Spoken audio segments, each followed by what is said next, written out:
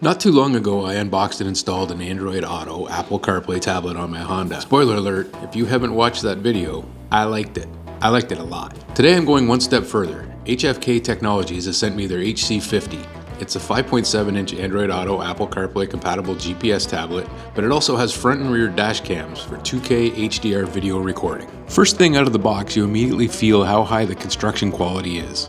From the full aluminum body of the tablet, to the quality materials used for the mounting hardware and cables. Some optional accessories and various mounting options allow you to customize this unit to your bike. And the theft-proof mounting hardware, with the necessary tools included, will give you peace of mind that your GPS isn't going anywhere once you've installed it. Speaking of installation, that was pretty straightforward. Mount the tablet where it offers the best visibility for you, mount the cameras where you want them. The supplied hardware offers both stick-on and more permanent screw-on mounting options to fit your application. Route and secure all your wiring to the rear of the unit and just connect the handy push and thread connections. We installed the optional TPMS sensors on the front and rear wheels of our bike for real-time pressure and temperature monitoring, as well as installed the optional Bluetooth wireless remote. Both were easy to configure in the settings menu, following the steps laid out in the instruction manual. Here we go. Oh, this is so satisfying. When you first start up your HC50, you do need to hotspot your phone or connect to a home Wi-Fi for the unit to update and activate. After that, it's as easy as pairing the Bluetooth from your phone and you'll be good to go. Okay, so it's finished doing an update once I've connected it to my phone. So we'll switch to English, hit next, and there we have it. There is your home screen. Okay, looks like we got everything working. Wait, we gotta do the tire pressure. Oh, tire pressure, good call. Let's take a look here. And you put one of these on.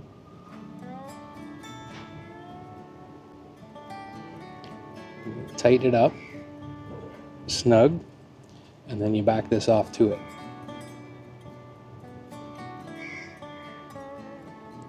And this comes with this little wrench.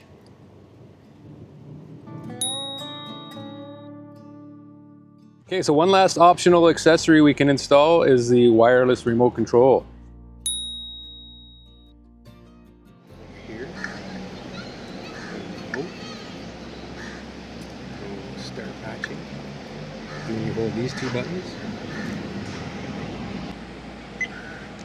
Done. Available devices, Android Auto. So I'm waiting for it to find this. There it is. So it's found that name. So I press on that.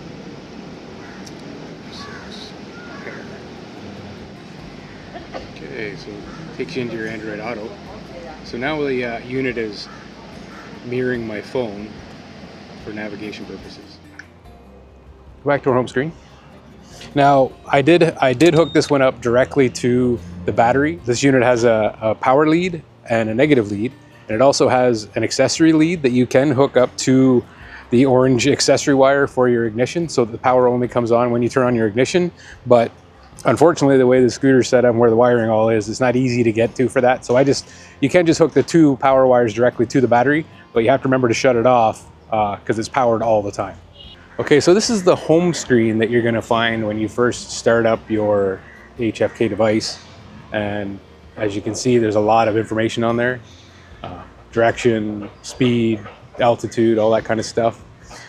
On the wireless remote, the center button that shows this little circle cycles through the screens available to you. So if you just short press that once, it takes you to this next screen, which again, lots of information there, a few different things. It shows your tire pressures and stuff like that, your voltage. Another short press. This is a specific My Journey screen, as you can see in the top left corner there. This one allows you to reset everything to 0 if you're going on a trip, and then record just the it's just like resetting the odometer in your car. You can reset everything to 0 and then record all the stats for that trip that you're about to take, whether it's a day ride, a week ride, whatever you want. Again, this one takes you to just a screen of showing your tire pressures, and underneath those pressures are the temperatures, which again is great for monitoring your tires live while you're on the road and stuff. And this last screen is speed, tire pressure, and direction. And then that'll cycle you back to the beginning. Now, The same button, if you long press it, hold it in for a couple seconds, that'll change modes. So right now it's taking us to our Android Auto mode. As you can see there, we're set up on Google Maps. This bottom screen allows you to split screen it with your music and things and show some additional apps. And this one here is like a menu button. If you hit that, that one takes you in to be able to choose from all the different options available to you in your Android Auto. Another long press on this center button takes you to the camera mode. Right now it's set up on the rear camera, as you can see by just the R here in the corner. But again, with this center button, single press, cycles it to show a rear view and a front view, full front view, rear view with a smaller front view to monitor, and back to where we were at the full rear. Now this first button with the little camera picture on it, when you're set up on any of the cameras and you're driving, doing whatever, and you want to capture a photo, say there was a sign you wanted to capture or a restaurant you're driving by, single press on that captures a photo, and it'll capture a photo from both the front and rear camera at the same time. So when you go into the storage, you'll find front and rear, front and rear, front and rear series of photos. The far right button, when you're in your camera mode, what that does is lock a recording. So if you're recording something, you can hold that button down for a second, it'll click. What it does is it locks that recording. It records in 1 minute increments. Each cycle of 1 minute, it starts a new video. So what it'll do is it'll lock that 1 minute video so that it doesn't get overwritten in case you wanted to save that video for whatever reason.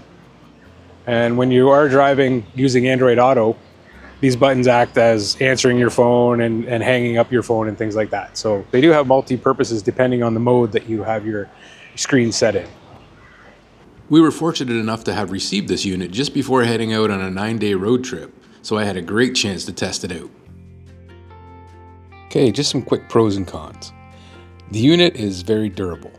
Found the construction excellent. It's weatherproof, whether it's rain, heat, cold, it's been tested and all, and it should be good to go. Visibility, I find that the light sensing screen that auto adjusts brightness works well. 1200 nits of brightness is good. I did end up installing the optional visor more out of curiosity. It made a slight improvement to visibility, but really prevents rain from landing on the screen if you happen to get caught in the rain. The real-time pressure monitoring is super convenient and gives peace of mind. The wireless remote I really like. It's practical, functional for accessing a lot of different features. And the rear camera is awesome. If you've never had a rear camera on a motorcycle, it's a game changer for me. It's just so convenient to be able to see vehicles coming up behind you. As far as cons, the 5.7 inch screen is slightly smaller than some competitors. I mean, there are cell phones today that have screens as big or bigger than 5.7. It's not a deal breaker, but there are bigger ones out there. The price of this unit is $699 US for the 128 gig unit that I tested. It's a bit expensive, but I would say you get what you pay for. This unit has an aluminum housing and everything about it feels high quality. The less expensive tablets I've tried are plastic, and the wiring and accessories also definitely feel like lower quality.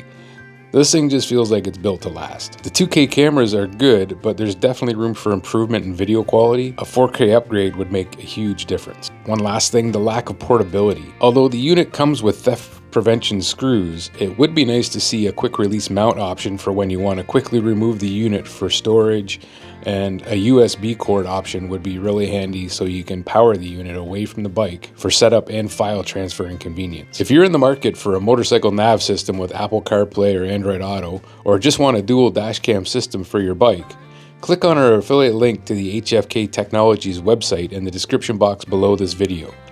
We also have a discount code there for 10% off at the time of purchase. I want to say a big thank you to HFK Technologies for sending us their motorcycle GPS to review for you guys and for helping support our channel. And a big thank you to you guys for your support. If you haven't already, remember to hit the subscribe button before you go if you're interested in following us on our slow travel retirement journey, and click the notification bell so you'll always know when we post a new video. As always, ride safe and safe travels. Bye for now.